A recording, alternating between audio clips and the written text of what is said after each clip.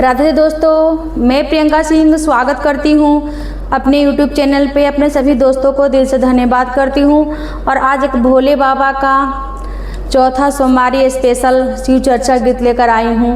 बहुत ही प्यारा गीत है, सुनिएगा। वीडियो अच्छी लगे ज़्यादा से ज़्यादा शेयर कीजिएगा। धन्यवाद। अरे देवा घर से आई ले बरतिया हो, गौरा मत खुलिहा के वड़िया। अरे देवे घर से आई ले बरतिया हो, गौरा मत खुलिहा के वड़िया। मत खुलिहा के वड़िया, गौरा मत खुलिहा के वड़िया। अरे देवे घर से आई ले बरतिया हो, गौरा मत खोलिहा के वड़िया। सबा के बाराती आवे घोड़ावा से हाथिया। सबा के बाराती आवे घोड़ावा से हाथिया।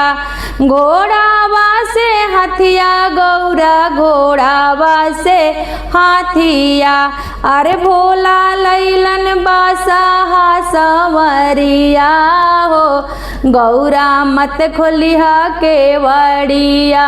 अरे भोला लैलन बासाहा संवरिया हो, गौरा मत खोलिहा के वड़िया।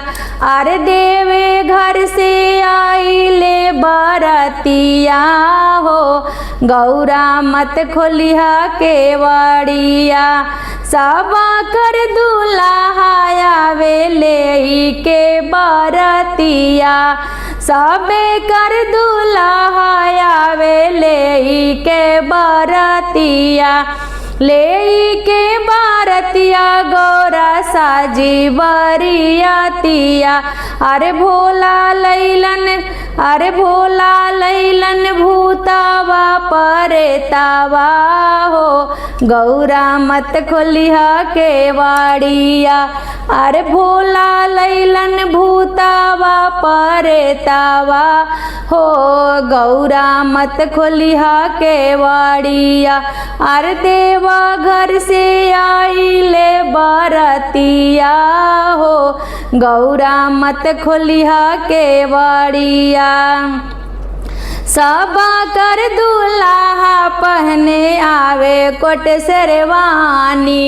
सबा कर दुल्हा पहनी आवे कोट शेरवानी। अरे भोला पहने अइले मिर्गा छलावा हो, गौरा मत खोलिहा के वड़िया। अरे भोला पहनी अइले मिर्गा छलावा हो, गौरा मत खोलिहा के वड़िया। अरे देवा घर से आई ले बरतिया हो, गौरा मत खोलिहा के वड़िया। सबा कर दुल्हा खाए पूड़िया मिठाइया। सबा कर दुल्हा खाए पूड़िया मिठाइया। अरे भोला खाए मिर्गा, अरे भोला पिए भंगिया धतुरावा हो, गौरा मत खोलिहा के वड़िया। अरे देवा घर से आई ले बरतिया हो, गौरा मत खोलिहा के वड़िया।